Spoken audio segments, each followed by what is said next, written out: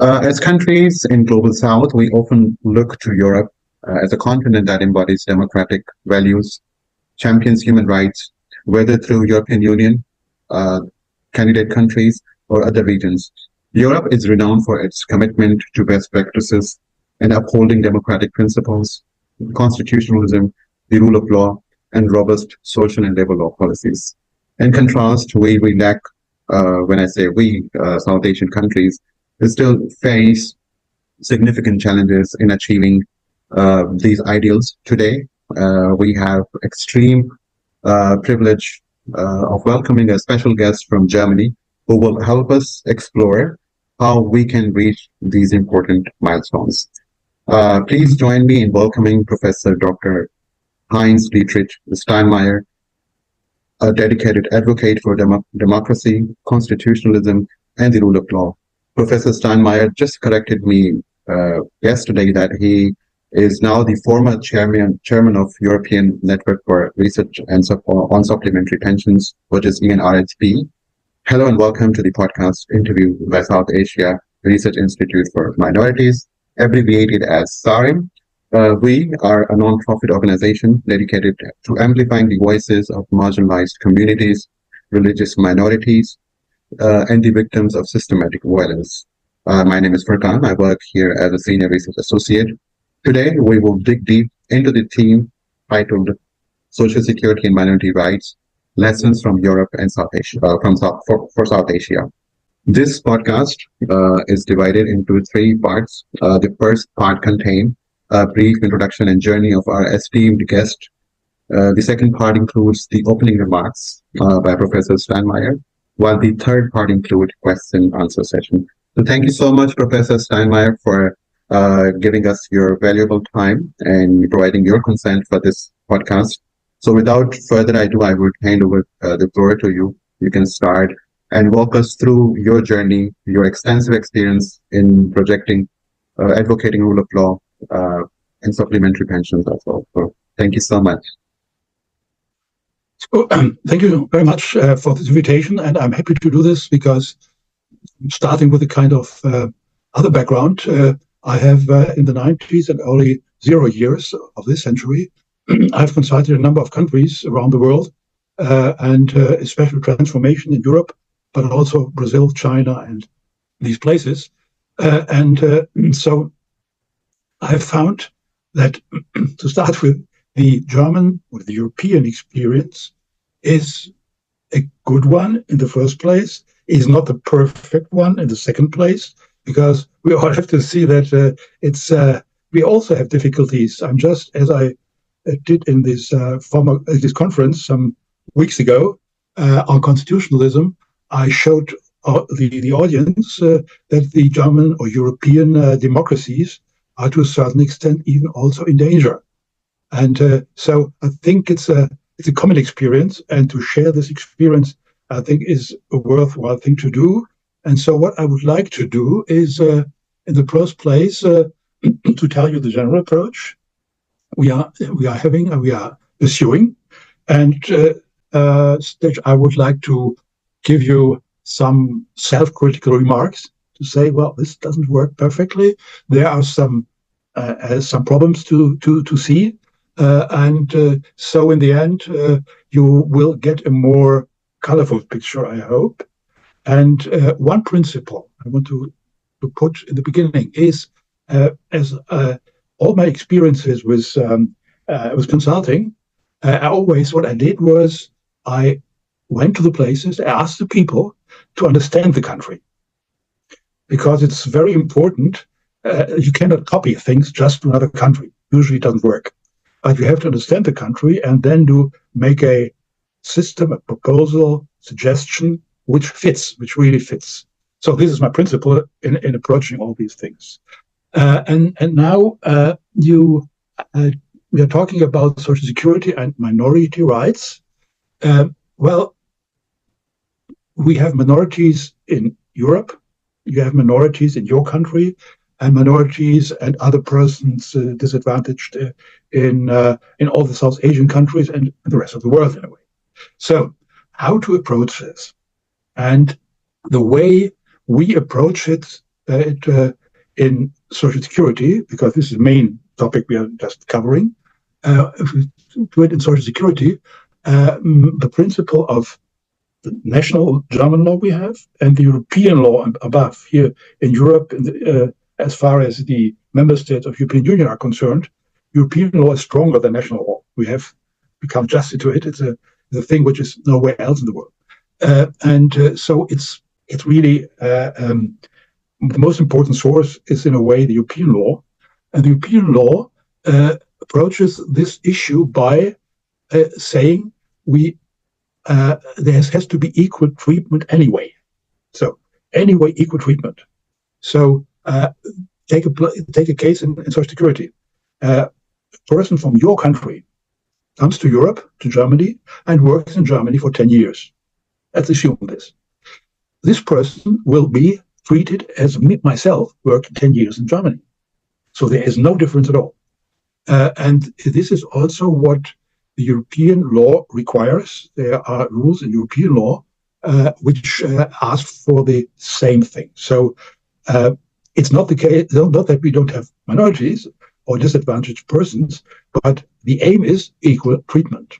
And so the situation of minorities from our point of view, maybe if we take the minorities, ethnic minority or religious minorities, we treat them equally, but we should meet their requirements. So take it, for example, which you also touched upon in your questionnaire, taking the religious needs of Muslim. I don't ask you if you're Muslim or not, but the needs of Muslim in labor law. And in labor law, it will be taken care of. So we don't have special laws which say Muslim, but if it's about a person who says on Friday evening, for religious reasons, I cannot work, you say, okay, we arrange it. We don't force you to do it. So take care and on the minorities. And in European law, come back again to European law. In European law, you have an equal treatment clause in the treaty, in the major legal source, which also says equal treatment also on ethnic, no unequal treatment on ethnic grounds or on religious grounds. So this is simply forbidden.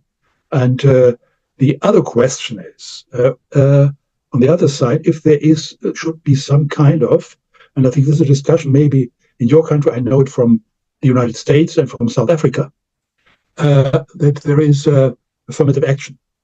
So you give privileges to minorities. This is only very limited possible because this would be against equal treatment. You have to help them in other ways. That may sound conservative from a South Asian point of view because you have other problems, but you asked before how we in Europe do this. Maybe this is in the first place the thing, and the state also has to take care of Germany to, for some reasons, have almost no minorities because our country was became smaller and smaller, but we have some small minorities in the north of Germany and the east of Germany. And they have special privileges in parliaments, in the regional parliaments. They have right for their own language, and which is also taken care of. So there is some approach towards minorities. So let me stop there at the first place, and it's your talk. Yeah, thank you so much, Professor Steinmeyer, first of all, for providing us your profound background and the method that you talked about, that your approach is to understand country, was remarkable. And you talked about European law that deals with equal treatment, whether it's be it ethnicity or any religious, or you can say the skin of or color of the skin. So thank you so much on this point. You have somehow set the tone in terms of opening remarks. So I guess I would move to the first question of the podcast. You've talked about the social security system in Europe, so how it works and how it handles its minority groups. So in terms of what do you think, like how do social security systems in Europe address the rights of minority groups? Although you've touched upon some of the points, and what can us as South Asian countries learn from these approaches to ensure inclusivity in their own systems? Your first question already is a very complicated one, because as first reaction, I would say treat them all equally, which is a very simple answer, which will not really help you, I assume. The second thought tells me, what about in your country, like in the US or so, affirmative action? So give minorities a certain privilege. The disadvantage of this is that this might produce hostility by the majority, because they say they treat them better, which is an experience I have found, for example, in South Africa. In South Africa, well, there's a minority of the whites now, but they say, well, we are better than some of our competitors. Why do they take them? So this is social tension. So the question is it the right approach? And the third thought about it is, why not help these minorities ask for their problems? What problems do they have? Is it a question of language, for example?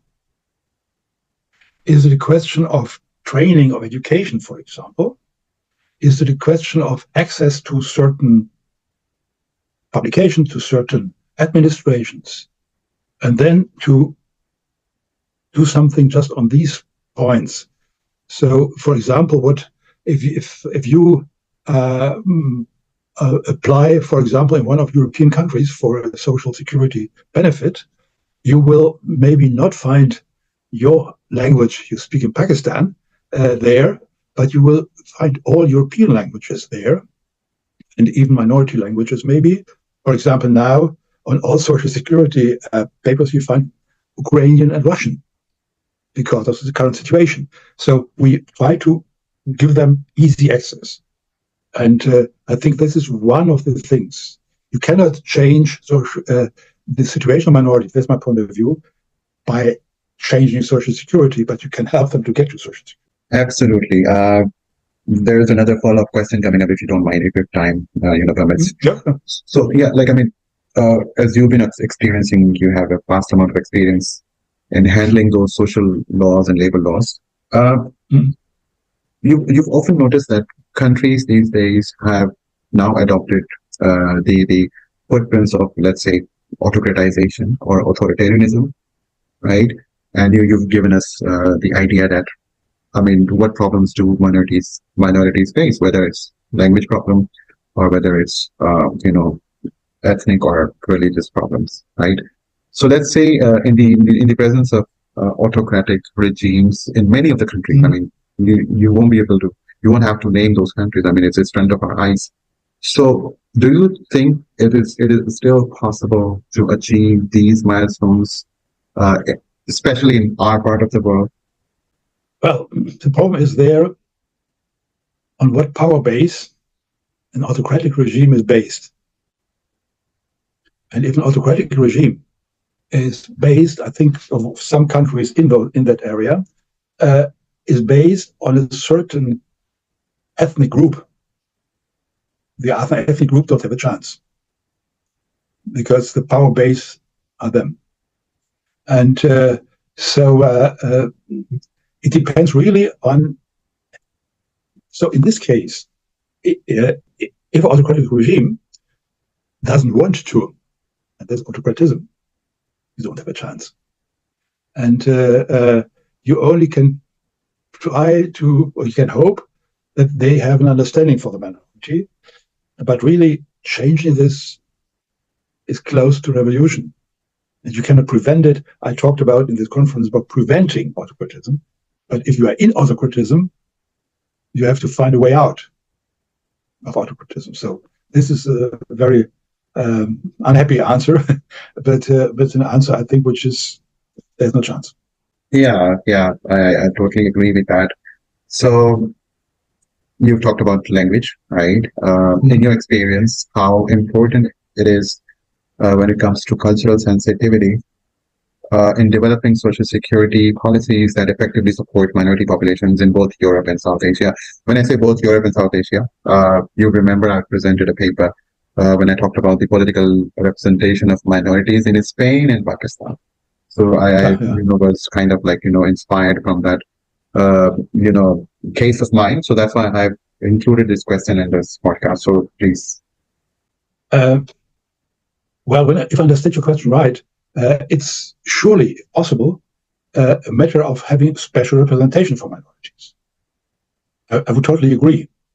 And so the problem with these special representation is, I think, two aspects.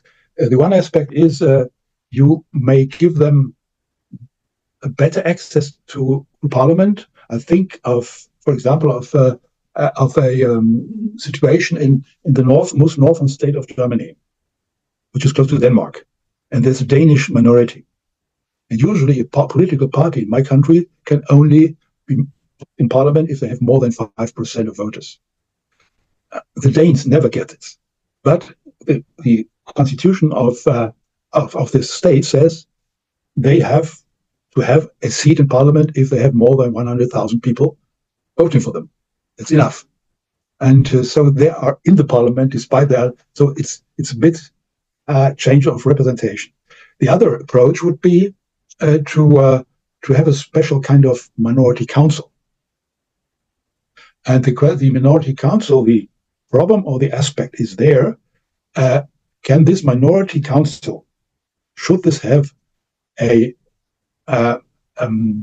rights like a parliament, or should it be just a consulting institution?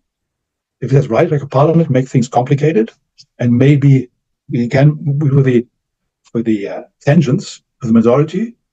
And if it's only consulting, say, okay, it's set, we don't mind, we don't care. So dilemma.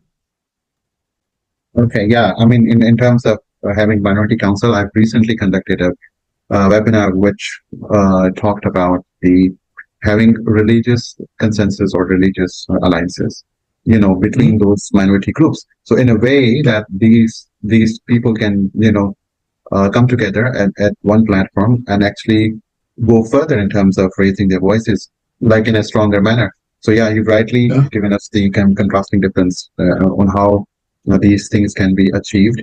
So moving on quickly to from the social perspective, now we would be talking about the legal aspects. So what legal frameworks exist in Europe to protect rights of minorities? Let's say in terms of, I would like to extend the question, the problem of, veil for Muslim communities, right? And certain education institutions, some of the issues have highlighted in terms of what color any specific minority needs to, or what dress a specific minority needs to, wear while coming to work. If you can remember the case of a woman who was wearing a hijab and couldn't satisfy the customer in an automobile company because she was wearing a hijab or something, right? So in the end, the owner or the CEO of that automobile company had to fire her, but in return, she filed a case. She somehow won it and lost it as well. In a way that the owner of the automobile company has also right to, protect his economic or financial property in terms of, going about things. So legal frameworks like what within social and labor laws, and how might similar frameworks can be developed in South Asia. You explained the case, and in Europe since 10 years, 15 years, we had the European approach of anti-discrimination laws, which was unusual for Germany for some time, have been established Europe-wide. Not that really discriminating people, but the legal approach was a different one. And so this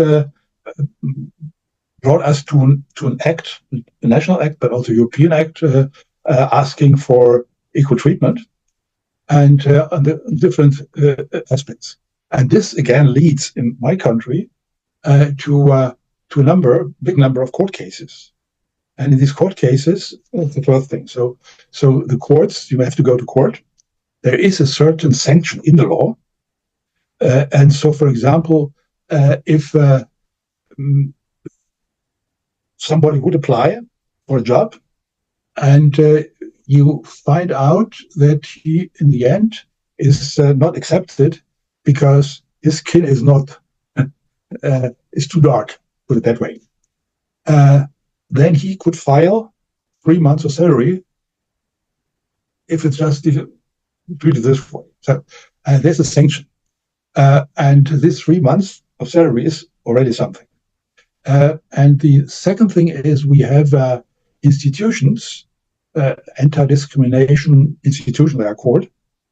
And you can anyway file or simply send a letter to this institution, and this institution will intervene and will maybe help you to go to court. So there is a certain way to deal with this issue, but the aspect is also a detailed one. So how far could you go? So, for example, in your country, I have seen the judges have still these white hair, right? They take on, like in the United Kingdom. Now you have a female judge, and this female judge says, I need, like in Turkey, can you allow this? Or is this like what she is using? And so these are the borderline cases where you really have to decide how far it goes. But generally, it can be done. But the problem is that if you transport this to countries, to other countries, you may face a less good working administration. I don't want to blame your country and other countries, be clear. But I know from my consulting work that my way of it works is not to be found anywhere. And so the problem is when I tell you we do it this way, then you may need the institutions you don't have yet. And these institutions have to be also respected by the people. And the sanctions have to be respected. And this is a matter of a long process. And I think your institution also has to sponsor this and tell the people view. Yeah, thank you so much for comprehensively giving us the clear picture on certain cases, and you've responded over the case that I discussed. Like the challenges, again, we are discussing solutions and challenges. Sorry for that. What specific challenges do minority groups face in accessing social security and labor rights in South Asia? This is where the situation would turn. We've talked about, what problems do the minority face, right? And the other part, like how can insights from European practices help address these issues? Yeah, addressing the issue. There's one thing. I'm not starting with Social Security. The issue is you have to give the general population a feeling of the issues and understanding of the issues.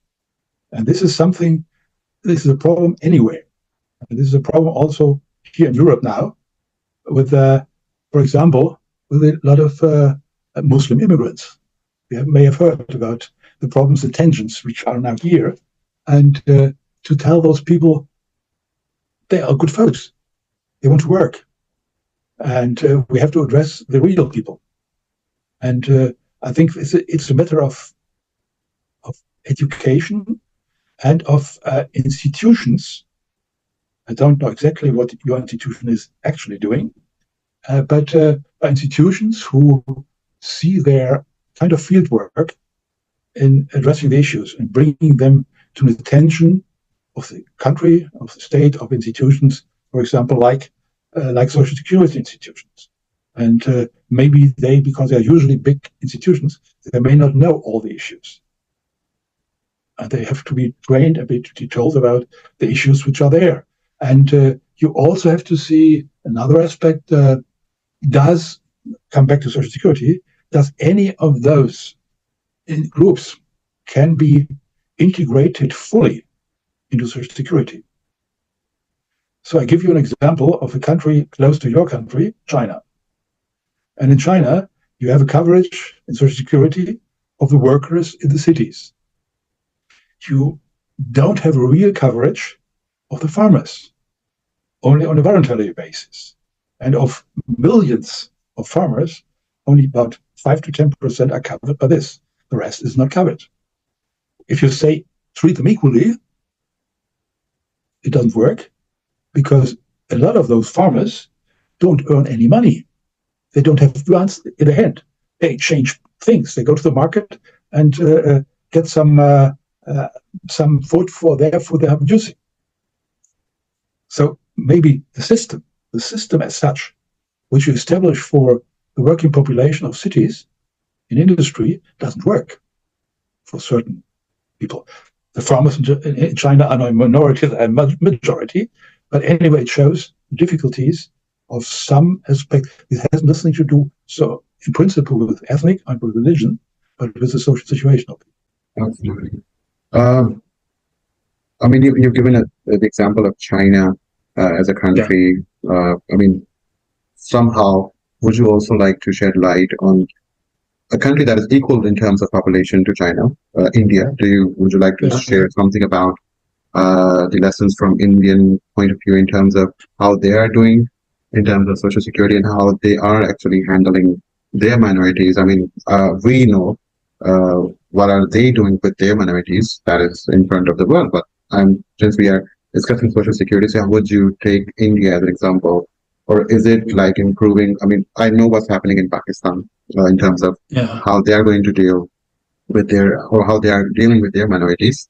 You know it as well. So to our viewers and listeners, like India, for example, Bangladesh, Sri Lanka, or Nepal, since India, which claims itself the biggest democracy, somehow is shifting towards, again, autocratization in terms of its current BJP rule. I'm sorry, I'm taking the name, but I mean, so this is what it is in terms of like how they are doing, like the overall picture in terms of, then again, you can move on to the social security part.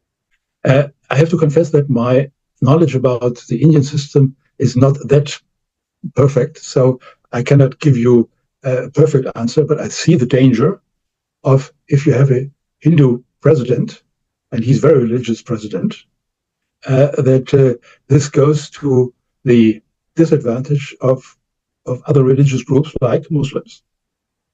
I can assume this, but I cannot give you, any more details. But I assume, let me just say, I assume that the situation of farmers, of a number of people in these countries, and that's maybe what I can say, is countries in a certain stage usually have a part of the population difficult to cover. I know it from Europe.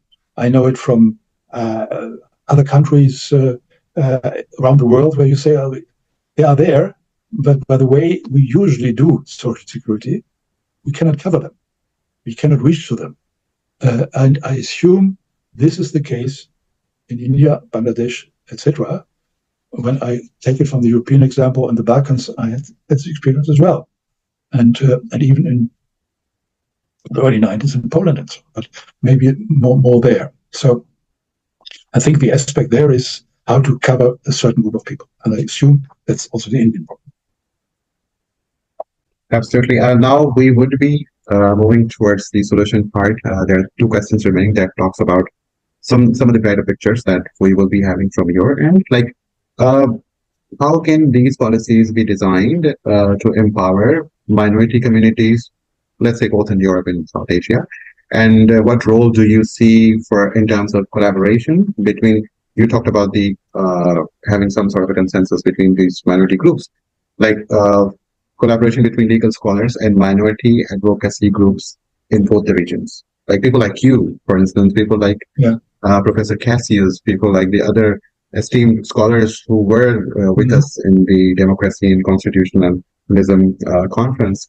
So first talk about the collaboration of having legal scholars and minority advocates, or and then you can take it. Okay, when it comes to legal scholars in this area, I remind you my consulting work in the old the days in the then, and I saw my role there, and I think it was agreed upon by those who enjoyed it or participated in it, that hearing the issues, really experiencing the issues in terms of what happens now, the detailed problems, understand them, and then try to give advice either to them, to the people, or to the groups advocating them, or if it's even possible, one step above, to governments, to tell them what to do on this. And I think this is really worthwhile to do. So I give you an example. There was one Balkan country I consulted, and this Balkan country, I didn't understand what they were doing. And then I asked them and found out what was really the issue.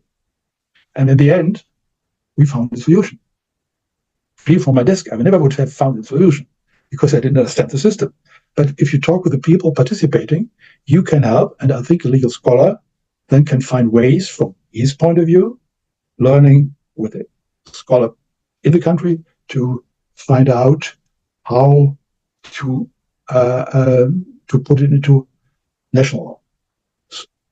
And by this, because legal scholars, we are not advocates. So we also cannot do. If I would go to your country to advocate people, say, hey, you are not Pakistan advocate. So that's it. But what I could do is to find out and say, well, from my experience, I would say these are the possible solutions. And I think this is what a legal scholar can do there. Thank you so much. Take the example. Let's say, for the argument, I take you as a legal scholar, and I take me, as a small advocate. So, can you give us an example of any consortium or any group that is existing currently, or there is a chance of having some sort of a consortium to build upon these issues? In Germany these days, there is a lot of different groups, and there are also groups even sponsored by the government. So even the government may have funds for this, and there are institutions which deal with those issues or engage in those issues. So, for example, what I just thought upon is in my country, there is a institution called Friedrich-Ebert-Stiftung. It's a foundation by the Social Democrats. So all our political parties have foundations which get money from the government, and they do work not only in Germany but also abroad. And it's the same with the Christian Democrats. It's the same with Greens, etc. And they might focus. They call it Third World. It's strange, but they call it this way. And I, for example, once gave a lecture in Shanghai, in China, sponsored by the Friedrich Ebert Foundation. So consultation background by them. And you also might think about if there are even there may be voluntary non-government institutions, but it's now difficult to tell them all. We can assume some, but there's also kind of sponsoring by the European Commission on those cases. The European Commission does not only think in terms of Europe, but also in terms of other countries. And so they also have funds to organize things there. Yeah, like take the example of Horizon Europe. They have those extensive fundings that basically penetrates in other countries. And thank you so much for giving the response over the possibilities of having consortiums. And there are examples where consortiums do exist. I remember when I used to work with a non-profit organization that was built on consortium, like a government was sponsoring, was extracting funds from a donor company, a donor agency. They basically we're working to have inclusive schools in those remote areas where people or children can't have access to education. So I was the project manager of that consortium project. I was scheduled to last for like 9 years, but they have some problems, so I have to move on to this domain to work more where people deserve more or require more attention. So I mean, there are a lot of questions that I want to ask you to take advantage of having you, but I mean, we are short of time right now, so I will be moving to our last questions, like future in terms of looking ahead. What key steps should be taken to ensure that social security and labor law in South Asia are inclusively protected towards the rights for all, especially marginalized communities like Christians in India, Christians in Pakistan, Muslims in India, Muslims in Sri Lanka, Nepal, or Christians in Nepal. So let's say Muslims in Spain as well. So we have those, countries that we can, take a good example or a good lessons. So yeah. The first lesson is anyway to train the people, to make them knowing about their rights. The first thing is to establish the rights, but it doesn't help anything if you just write something down in a law and nobody knows it. And so it's important to give the people a chance to understand the law, to do some education, and to say, well, this is what's happening, this is your right. This is the first thing. The second thing is, which I do not know yet, but it's a kind of question from my side, how far are those rights laid down in paper or electronically? So how detailed is the law? How powerful are the courts? How is this done? Because the rights are there. Right for inclusivity is there. Right for equal treatment is there. But if nobody cares, it's not there. And so I think the first thing is for the future, but telling this from a point of view of not knowing how it is in your country. I only know it again from China. I've been very often in China. And in China, it's the problem, it's not written down. So you just never found out what the law really is. And then you can help the people. And if it's better done in your country, then it's the first step. But I think this is one of the major steps that people need to know the rights in order to enforce the rights. And I think this is something in the future. And we are further down the road in Europe. But we are still not at the end of the road. And so we are trying to help there. And I think this is what all countries have to do in the future. And politically, to say the minorities are not the danger for the majority, but a chance for the majority. Yeah, I mean, just a last point I would like to add, and thank you so much for bringing all this wealth of knowledge. I mean, when it comes to minorities, don't you think that they often face, double whammy when it comes to acquiring rights, when it comes to, enjoy basic human rights? Like, let's say, majority of the countries, you say rights are there, right? Rules are there. But when it comes to having them implemented, almost all of the countries, shrug their shoulders and say that this is hurting our sovereignty, right? You are nobody to tell us or lecture us on how we deal with our people, or you are no one to, advocate us to teach us on how we can, treat our people. I mean, these are very small people. Let's say in India, it's a huge majoritarian country. In Pakistan, again, 97% of the Muslims living here, and other parts of the world. So, I mean, in terms of they face double whammy, like, do you think it is still possible for them to achieve some? I'm not talking about pessimism. I'm talking about optimistic approach. Just last thought. Yeah, you point to a problem which is very difficult to solve. My consulting work all the time was in terms of they asked me what to do. And they invited me to tell them what to do. What you are now pointing at is a situation of they don't want to know it. And how to nevertheless intervene. There are only two approaches. One is to empower intellectually, not here by other things, intellectually the minority. And the other is an international approach. But the international approach is usually the weaker one, because the country there, like India, will say, well, we are India. You say no. And to force them, you only can do by it's kind of soft law. It's a soft law. And here in Europe, we have learned that soft law could mean something. It could mean something politically. In the end, if you say everybody does it, why don't we do it? That's soft law. And then you force them, you also have to do it. If you are not, you are out of the club.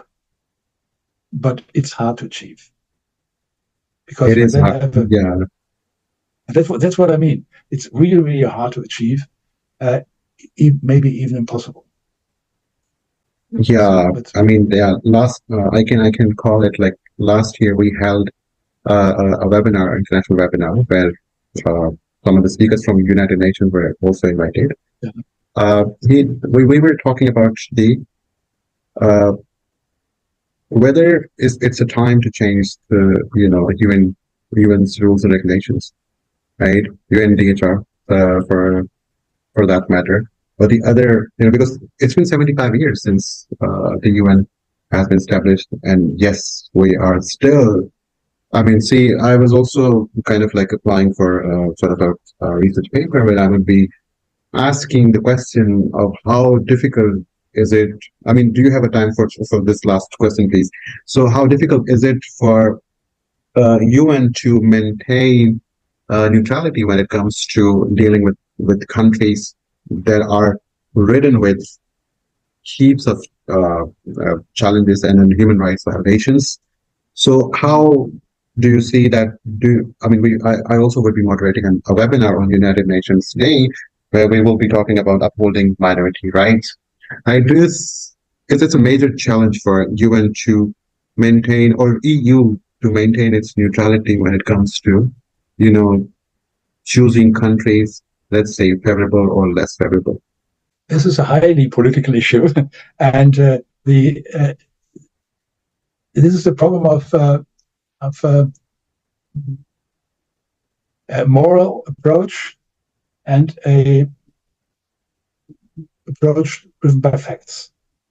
So, for example, our foreign minister, a lady, as you may know, she started her ministry, her period, by saying we have a moral foreign policy, and even a feministic foreign policy. Now we are in wars, not Germany, but Europe and the Middle East. You have to deal with people you don't like. The moral is gone. And and another example, Germany tries to keep the migrants in their countries because we cannot have them all. And so they say we help those countries raising their economy so people stay there, they have jobs. But these may be countries which have a system, you may say, dictatorship. But we sponsor dictatorship for some reasons. The problem is, how far can we go with it? I'm not lucky with it. But the experience is, you know what I mean with this here? The experience is, it's a tricky situation. And I think the EU, as well as the United Nations, and here also the Council of Europe, they have to deal with this issue and have to follow this issue. But what I just said is an obstacle on the way. So you cannot clearly do it. And so maybe if it's So this kind of neutrality is not good. And so they should leave it as far as they can. And the United Nations can convince people. If the United Nations have a conference and the conference agrees, it's fine. If you have a World Climate Conference we just had, and the oil-producing countries say, oh, you don't have a success, and the climate suffers. So, as an example. So, I'm a bit skeptical, and I would love to say that's a perfect way, because I would follow them perfect. But to be realistic, I'm a bit pessimistic. Yeah, it's a perfect way, and it should be the method of approach in terms of maintaining neutrality. It has to adopt it, like, you have, as you indicated, that you have to deal with bad ones, right? So yeah, I understand that. So on this very note, I would like to say a few remarks at the end. So you have categorically spoken about the how systems of social security work in Europe and how they deal their minority groups. You have given talked about the cultural sensitivity in developing social security policies. Although we have somehow managed to take sideline from the topic, but we did ask some questions related to human rights violations. You have expertly, as I told you, that I would like to capitalize this time having you as a guest. That's why I asked those questions. You have very expertly given the responses of those questions. You've talked about the legal aspects of social security and upholding minority rights and democratic principles and values. The reason we discuss these kind of issues or the topics that we are dealing right now is to try to bridge a gap, bridge a gap between the people and on those policymakers who are still on the verge of learning those policies and advocacies. So that is why we regularly hold these sessions, and I guess that's pretty much it. Again, any last message from your end? You've given a lot of messages. Sure. Yeah. From my end is you have seen, based on my experience, I don't see perfect solutions. I see the world as a very complicated thing, and in a lot of aspects, you cannot say that's it. But what I also know, and this is what I tell you now, is if institutions, for example, like yours, insist and stay on the way to achieve something, and they do it long enough, strong enough, and this is an experience again, then you have success. It may take long. It may be difficult, but it's a matter of keep going in a way. Stay on your path. That's a message I would give you. Yeah, thank you so much, sir, for this lovely message and inspiring conversation that we had with you.